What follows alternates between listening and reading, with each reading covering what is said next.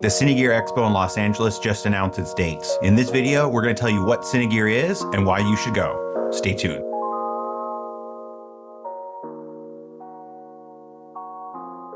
Thank you for watching the Wild 7 Studios backlot. I'm Chris. Do us a favor and subscribe. It really helps us out. Helps us keep bringing you videos like these, and we have a whole lot of good stuff coming up pretty soon. So this past week, I got an email from the great people over at CineGear announcing the dates for CineGear 2026. For those of you who don't know, the CineGear Expo is a sales expo, it's a tech expo, it's a demonstration of new and emerging gear that comes from tech manufacturers, the people who are developing all the interesting stuff that we use in the film industry. All of the brands, all the big manufacturers all show up, they all set up booths. It's a really big event that happens every year. No spoiler here, in Los Angeles, the CineGear Expo is every year the first weekend of June. It's always the first Friday and Saturday of June. It's June 5th and 6th for those of you curious what day it is this year. I've gone the past 4 CineGears. I love CineGear. It's like Christmas to me. I love tech, I love film people, I love backlots, I love all of that stuff. It's one of the coolest experiences. In this video today, we're gonna go over a couple of the reasons why you should go to CineGear specifically and what you should do to prepare before you go. The very first reason, and the number one reason you wanna go to CineGear, is for all the tech. The tech is number one. It's gonna be a great place to be able to see all the newest emerging things, a lot of stuff that hasn't even come out yet. The GFX Eterna by Fuji's new cinema camera. They showed that at CineGear last year for the first time. So a lot of us got our first hands-on experience with the Eterna there at CineGear.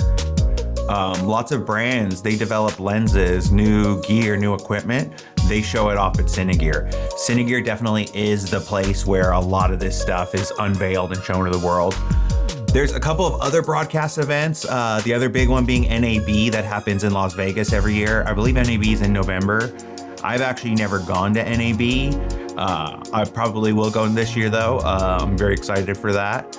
They unveil a lot of like software, a lot of like programming stuff, not necessarily camera gear as much, but there is a lot of stuff that does get unveiled during NAB. I know Canon this last year unveiled a couple new cameras that were really exciting and cool. But one of the things that you'll notice, and this is like an insider tip, and it's something I've noticed the last few years, and just, we run a rental studio here at Wild 7 Studios. So we're always up on top of gear, especially me, I'm in charge of that. I'm the one who oversees that. So I always have to look at pricing, whether or not we should buy new stuff, whether it's worth it, when to buy, whatnot. So my little tip to you is, every year, right before CineGear happens, companies are trying to get rid of old stock, or they're trying to get rid of old models of lights, lenses, cameras, gear. In May and towards the end of April, if you go on Film Tool site, Adorama site, B&H's site, you'll see Amaran, Aperture, Nanlux, Canon will have sales. Sony doesn't often have sales, but you might see some stuff for sale on Sony's site, maybe some lenses or something if they're coming out with Mark IIs. But you'll see fantastic sales on a lot of stuff. You'll see really great drop down in prices, which could be good and it could be bad. So you can get things really affordable, really great prices on things, but just a heads up, if you see something and the price is like 33% off, there's probably going to be a new model dropping pretty soon. There's going to be an updated version of that, something coming out that's pretty big. Last year, we were considering getting some Aperture Nova panels, the Nova 600 panels. They're really nice light panels. They're RGB, but they went on sale. And I just had this kind of gut feeling that there's going to be something new and better coming out. And that's exactly what happened. They introduced their new Blair lineup, and that's where all their Aperture, by the way, that's what I'm talking about. That's where Aperture and Amaran are going to be going now. They have their new Blair lighting system, and it's really cool, very color accurate, really nice. So I'm kind of glad we held off. Yeah, it would be nice to have those 600s, but it was actually better to wait and get the more upgraded ones for us, especially being a rental house. Another thing is you get to play with all the gear and equipment. That's one of the best things with like the tech side of it is it's expensive to rent an Alexa. It's expensive to rent some anamorphic lenses. It's expensive to rent JL Fisher dollies. all those companies are there. All those companies bring demo stuff. They bring equipment. They bring things. I mean, last year I got to drive the motorized grip cart. It's literally a grip cart that has flags and stands and clamps and has a motor on it and a joystick like an RC cart. And they let me drive that around. And it was a ton of fun and kind of silly, but also tons of fun. I mean, there's so much stuff there at CineGear that you may not even think you would incorporate into your filmmaking workflow that now you're going to incorporate into your filmmaking workflow. We originally weren't really huge on LED walls and kind of virtual production, but we saw some of the things you could do at some of the demos at CineGear, and it was really impressive. It really kind of changed our mindset and our attitudes on what we can do, because we got to actually see it firsthand. We got to talk to the people who run it. They're telling you what you can do, how you can get into it. They're telling you the cost of it. They really, really break it down in a way that makes it feasible and manageable so that you could see how it'll incorporate into your workflow. A big thing with the tech side as well is if you have questions. We here at Wild 7 Studios use a lot of Blackmagic products and software. So every year we really like to pick the brains of the Blackmagic people and the staff that they have there. We'll have random questions on software, like we use DaVinci Resolve Studio here, all of us. And sometimes we'll have a question on how do you do this, or is there a way that we can do this or make this happen so we don't have to do this or that. And it's just really nice to talk to those people firsthand. Sometimes they'll tell you, yeah, it's exactly like this. This is all you got to do. And it's easy as that. Other times there is no solution, but telling those people is fantastic. They really like to listen to these things. We, the consumers, are the ones who really kind of help shape the products. So being able to tell them things you want, tell them things you want to see in a product, that helps them out. While they are using these things and they are doing it day to day, they're not using it in the way the consumers are using it on jobs and in the field. So our feedback is really important to them. So make sure you tell them if you want something and you want to see something in a product, let them know, talk to them, really meet those people and pick their brains. All right, so one of the other reasons you're going to want to go to CineGear is for all the awesome talks and speakers that are going to be there. There's always a lot of presentations. There's a lot of speakers. There's these side events and panels that happen amongst the expo. The expo itself is just a giant floor. It's like the back lot of Paramount. It's the back lot of Universal. It's the back lot of Warner Brothers. A few years back, it was at the convention center, but I don't think they're ever going to do that again. Thank God. It'll always be on one of the back lots. They haven't announced this year's back lot, but last year it was at Universal and it was really cool. Probably my favorite CineGear yet. And they had some of the best speakers they've had so far. We at Wild 7, we were lucky enough to catch two really good talks. They were back to back. We were able to see Alice Brooks, and she gave a talk on Wicked, the production of Wicked and Wicked Forever. And she's really an awesome cinematographer and a great person to listen to, especially for your career as a filmmaker, not just a cinematographer. Alex Brooks had some really insightful things to tell the audience, and I needed to hear some of them when I heard it. Specifically, she brought up the fact that it's really, really hard to make money in this industry. A lot of people are not going to make money fast in this industry, and when you make money, it's going to be rare and it's going to be tough. This isn't a 9-to-5 job. You may make a few $1,000s in a single day on a gig and then not work again for 2 months. So it's really a tricky business to be in, and it's really complicated and stressful. But she really kind of wanted to let everyone know, be aware of that. Like, it's calm, it's okay. You may not be making the money you want to be making now, but that's all right. Just give it time, work hard, and stay focused. And I kind of needed to hear that. I was really frustrated with 2025. I did not make as much money as I wanted to make last year. I don't think anybody in the film industry did. 2025 was pretty brutal for a lot of us, but we made it out. We're here today, and thankfully for people like Alice Brooks, who gave great advice and helped this filmmaker here fight another day. The other filmmaker who we were able to see is one of our all-time favorites here at Wild 7 Studios.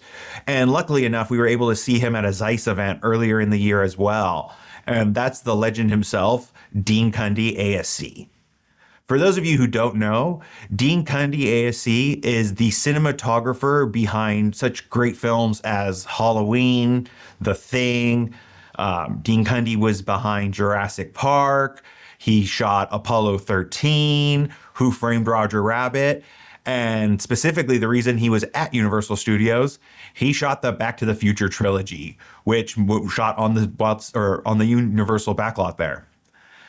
Dean is awesome. He is the man. He is probably the coolest person in all of California, and that's saying something. His talk was about his career and why it's important to be filming in California. He really titled his talk California Dreamin', and he talked about the importance of being in California, filming on the lots, this congregation of talent, equipment, knowledge, R&D that all happens here in Hollywood that really is important. And the Stay in LA organization he's a member of, we're a member of here at Wild 7 Studios, we really support that. You know, we can't really fracture out our industry into these all little small patches because things aren't going to really grow that way. You're going to have lots of little indie offshoots and little like small productions, which is great, but you're not going to really develop big things. You're not going to have the studio days of the 60s, 70s, and 80s where we had these grand big films the way we used to. So it was a really great talk. Dean also discussed the making of Back to the Future quite a bit. 2025 was the 40th anniversary of Back to the Future, so they were doing a lot of talks about that. He's been touring and chatting about that. He kind of alluded to a mystery project he might be shooting, might not be shooting. I don't want to hint at what it is, but you know, it's a big project in a galaxy far away, so you can kind of figure that out if you want to see what he's working on next. But there was so many other speakers at CineGear beyond Dean Cundy and Alice Brooks. I'm going to butcher her name. I can't think of it right now. It's Autumn. Oh my God. I'm so sorry. I'm going to put her name right here. She's the cinematographer on Sinners. She's amazing. Her work was absolutely stunning. Crazy, crazy good. She gave a talk, and me and my business partner, April, were really, really excited to go see that talk. We showed up like 5 hours early, and there was some people at the back of the line where we were, and it felt like we were a mile away. And they were telling us, if you're right here or farther back, you're for sure not getting in. Like absolutely not getting in. And that's one of the only downfalls about the CineGear talks is that they are limited in their seating capacity for a lot of them. And everybody wants to go. Everybody wants to see these people talk. Roger Deakins also gave a talk, and we didn't even try for that one. I knew he would be swamped and completely filled up immediately with his talk. So that's a good thing, but it also is kind of a little bit of a double-edged sword. If you do want to go to the talks, make sure you plan enough time. This past CineGear, we went both days. We went 2 days instead of the one that we usually do, and we still didn't see everything. That's how big it was this time and how crowded and like amazing it was in terms of things they had going on and speakers and booths and everything. So that just gives you a size or a little bit of a scope of what's going on in terms of like the speakers, the talkers, those kinds of people. I'm sure there's going to be some really exciting ones this year. If I had to guess, honestly, I think it really depends on what lot it's going to be on. Whatever lot it's going to be on, of course, they're going to get first dibs at who the speakers are going to be, whatever the biggest movies coming out later this year are. I'm trying to think what big blockbusters are coming out in the summer of 2026. If you can think of any, put it in the comments below, and we'll try to figure out who some of these speakers are in advance. I'll drop this video here in either the end of January or early February, so we'll try to guess who some of those speakers are going to be. And finally, one of the biggest and best reasons you want to go to CineGear is for the networking. Yes, networking is number one. You always should be networking. You got to meet people. It's a people industry. And CineGear is fantastic for that. Everybody who goes to CineGear is a filmmaker. Everybody. Like everybody. And it's filmmakers of all degrees. I remember my first CineGear, I ran into some people who I'd worked on indie shoots with, these really small, low-budget music videos. And this past CineGear, I mean, Shane Hurlbut was walking around. Zach Braff was walking around. There's really big name filmmakers out there who are just roaming around CineGear, and they're free to chat with. I mean, they're there just like you and me, and they're just checking things out and seeing the sights and running into their old friends and chatting with people. I'd like to talk to as many people as possible. Me and my partners were really big. We're very social people. We love to go out there. We love to party, especially with film people and on the lots. CineGear provides that. They always have tons of booths with drinks and areas to rest and hang out and food and things like that.